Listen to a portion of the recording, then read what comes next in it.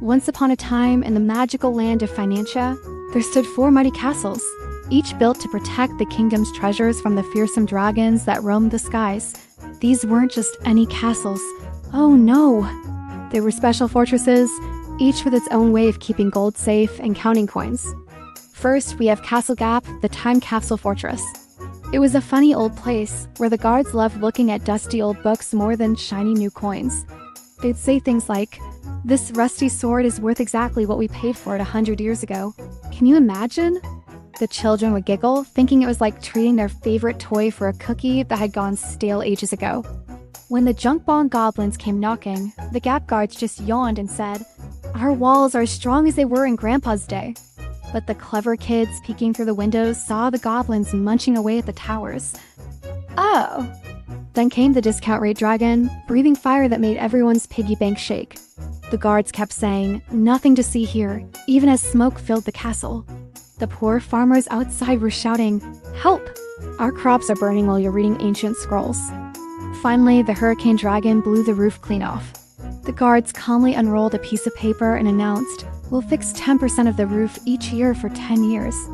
The villagers were not impressed, shivering in the rain and thinking about the long, cold winter ahead. When the storm cleared, Castle GAAP looked okay from far away, but up close, phew, it smelled worse than 1,000 stinky socks. The bankers shook their heads, saying they chose bedtime stories over facing the truth. Next, we have Castle IFRS, the crystal ball citadel. This place was all sparkly and magical, with towers that changed colors faster than a chameleon at a rainbow party. The wizards inside were always predicting the future, saying things like, "Today's copper coin might be tomorrow's golden treasure." The kids loved it, thinking it was like trading Pikmin cards based on battles that hadn't happened yet. But oh boy, when those junk bond goblins showed up, the crystal gates shattered like dropped ice cream cones. Our magic numbers are melting. The wizards cried as their beautiful towers fell. Children watched their glass piggy banks break, revealing that they'd been paying for volcano insurance in a land with no volcanoes. The discount rate dragon's breath made the crystal walls go all wobbly, and suddenly everyone's gold coins started disappearing into thin air. One little girl even saw a fortune teller's hat catch fire. Talk about a hothead. When the hurricane dragon attacked, magic cannons started firing all by themselves, shouting about contracts and losses. The castle flooded with icy water from secret vaults. At least there were no more secrets, right? After all that, half of the beautiful castle was just a pile of glittery bits. The children picked up the shiny pieces, saying, "Pretty ... but ouch." The grown-ups nodded wisely.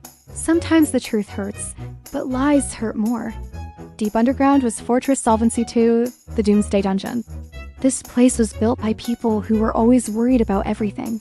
They had drills for disasters every day, even for things that would probably never happen. The kids thought it was silly, like wearing 3 raincoats on a sunny day. When the junk bond goblins attacked, the knights threw huge boulders at them. It worked, but they used up all the gold they were supposed to be protecting.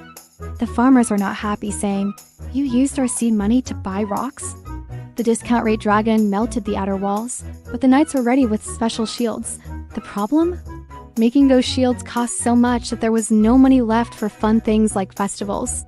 When the hurricane dragon finally got inside, the commander yelled, "Sell the orchards!" They survived, but the children's play gardens were gone, sold to grumpy old dwarves. In the end, the fortress was safe but smaller and colder. A little girl asked, "Where are the sunflowers?" But the knights had forgotten what flowers even looked like. Last but not least, there was the RBC citadel, the Depression-era bunker. This castle was built by tough old warriors who were always ready for the worst. They had helmets, emergency food, and a whole lot of worry. The kids thought it was like wearing knee pads to eat soup a bit much. When the junk bond goblins climbed up, huge cannons blasted them away. But the old people cried because those rocks were supposed to build a bridge to help people, not hurt them. The discount rate dragon brought a scary monster with 7 heads that spit out all sorts of troubles. Everyone had to hide in dark, scary tunnels. The children didn't like it one bit, asking, "Why can't we fight where it's sunny?" The hurricane dragon's attack made the guards throw out emergency gold to save houses. But they forgot to give any to the orphanages that needed fixing too. When it was all over, the citadel was still standing, but it felt sad inside. A little boy said it smelled like old fear, and a guard with many scars just said, "Being alive isn't the same as really living." As the sun came up after all the fighting, the people of Financia looked at their battered castles. Each one had protected them, but at a cost.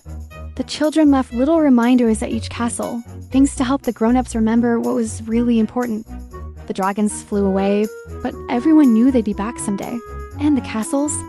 They stood there, reminding everyone that keeping treasure safe isn't always easy or fun.